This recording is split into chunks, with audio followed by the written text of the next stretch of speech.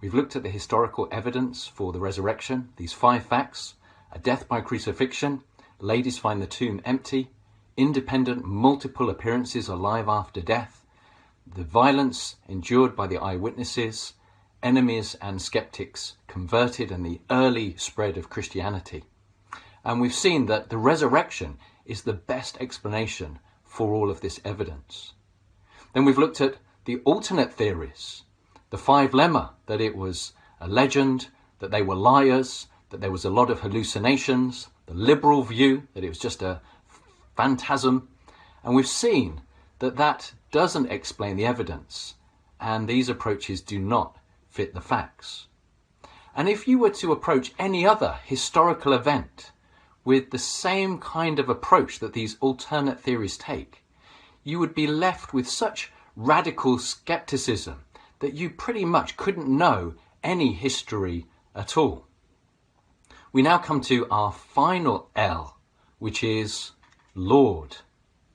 And to be clear, the claim is not that God raised loads of people from the dead, or that God just raised anybody from the dead. It's that he raised this one particular individual, Jesus Christ, from the dead, this man who is utterly unique in all of human history. While you watch this video, for every minute, 250 babies are born. So by the end of this video, depending on how long I go, 3,000 new people will be alive in the world. And it's been estimated that 60 billion people have ever lived. Most of those have left no mark. Some have left a small trace because of something they've said or done, and a tiny proportion have made a major historical impact. Some scientists, some inventors, some thinkers, rulers, or religious leaders. But one man, Jesus Christ, in the words of Cassius in the play Julius Caesar, stands astride this world like a colossus. His every utterance and every action has been studied by millions. He has impacted the lives of billions through history. John Blanchard put it like this: he had no formal education that we know of, yet thousands of schools, colleges and universities have been founded in his name. He never wrote a book, yet more books have been written about him than anyone else in history. And the nearest thing we have to his biography has been translated in whole or in part into over 2,000 languages. He never painted a picture or composed poetry or music, yet nobody's life has been the subject of more paintings, poetry, songs, films, and other art forms. He never raised an army, yet millions, more in the last century than any other, have laid down their lives for him. He travelled no more than a few hundred miles during his entire lifetime, yet his influence is literally worldwide. He never owned any property. He had to borrow a boat to sail in, a donkey to ride on, and even a coin to use for an illustration. He spoke mainly to small groups, yet today he has over 2 billion followers, over 30% of the world's population. And as one poem puts it, he was born in an obscure village, the child of a peasant woman.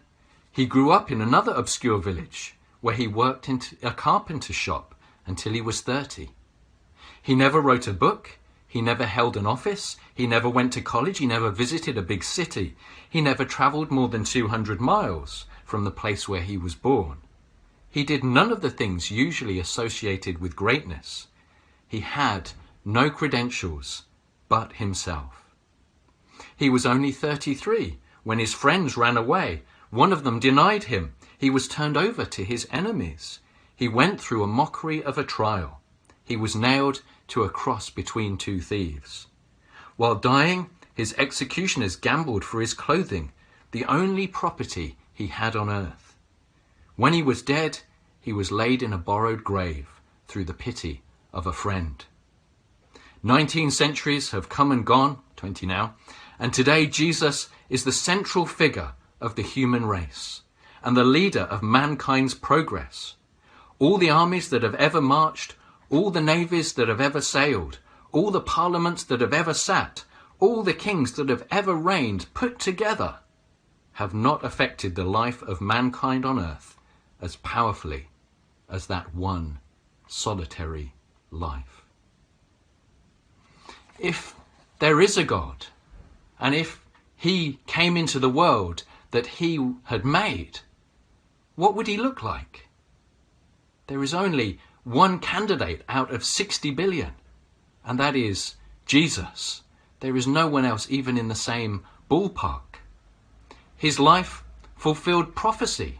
Over hundreds of years, there were 300 prophecies predicting in great detail his life, and he fulfilled every single one of them, including 29 just in his final hours before death.